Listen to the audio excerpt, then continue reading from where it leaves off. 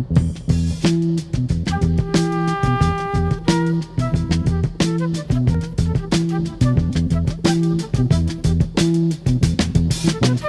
will not be able to stay home, brother. You will not be able to plug in, turn on, and cop out. You will not be able to lose yourself on Skag and skip out for beer during commercials because the revolution will not be televised. Well, you know, the catchphrase, what that was all about, the revolution will not be televised, that was about the fact that the first change that takes place is in your mind. You have to change your mind before you change the way you live and the way you move.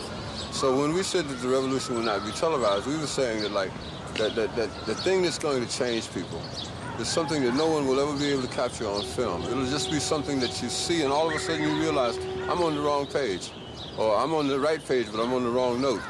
And I've got to get in sync with everyone else to understand what's happening in this country.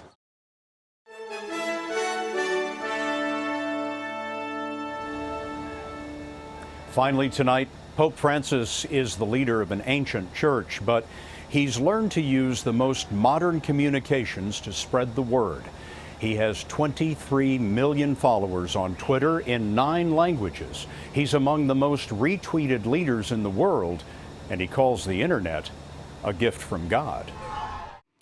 If you look at that image, you realize that we are not only living on the same planet, but we are also all connected to one another, beyond boundaries.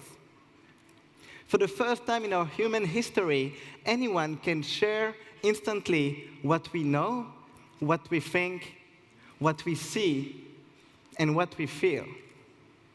And this is changing the way we get to know what's happening anywhere on the planet.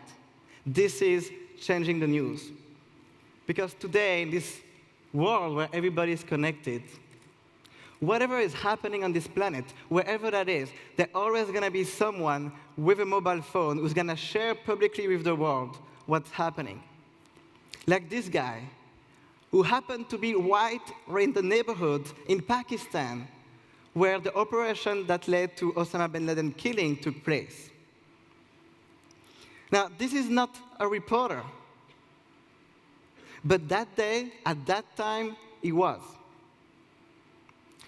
And in the same way that the best camera is not the most expensive one, but is the one that you have with you when you need to shoot a picture, the best reporter is not necessarily the professional one, but is the one who happens to be at the right time, at the right place, when something important is happening. So instead of having to rely on a fixed widget network of 3,000 reporters, we can now tap into a network of millions of people, like you and me, sharing instantly on social networks what's happening.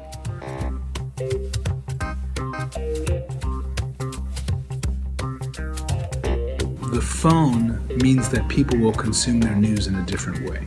I personally believe that people still want serious news. I think they will read long form. But I think it's going to influence how we present the news. I think it's going to influence, it's obvious, the stream is going to influence how we present the news. I think long form can't just be words. I think it's got to be a mix of words and multimedia. Probably we have to get better at short stories, fast stories. Probably we have to get better at dominating breaking news. And all these are things that are in the works. The phone is going to change us much more than a desktop ever did. So I said, let's go look at how Wikipedia is handling this real-world event. And as we looked into it, I realized something remarkable.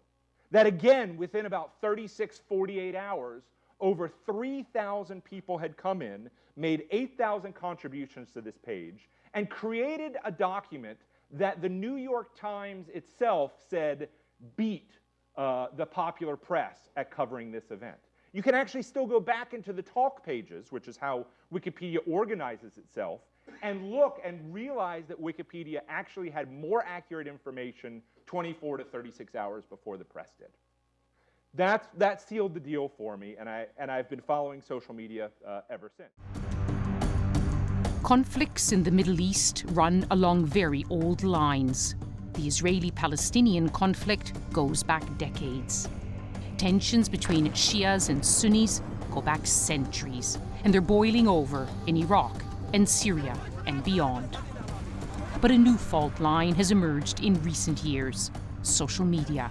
Cyber battles are now changing the age-old conflicts between the people in power and the power of the people.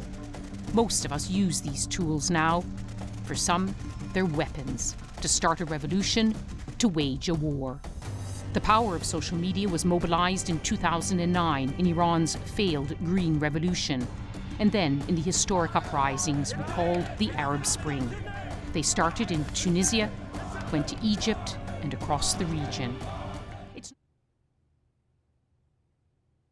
We truly do live in an interconnected world, and I think that that's something that politicians haven't really adjusted to. Can you just shed a little bit of light on how mobile devices are actually playing into the political process?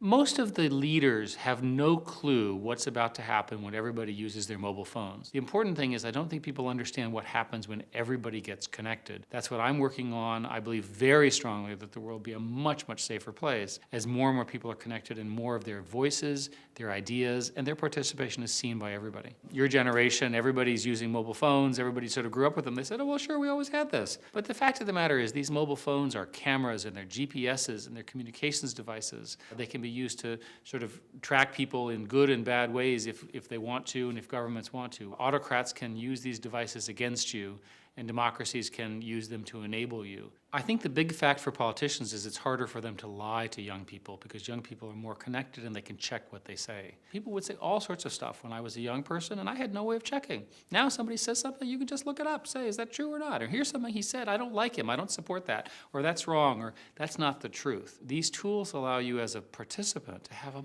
much better understanding of what you're getting yourself into when you join a cause or you join the thing that you care about. To me, that's wonderful. The other thing that these mobile devices do is they serve as a check and balance on sort of terrible things.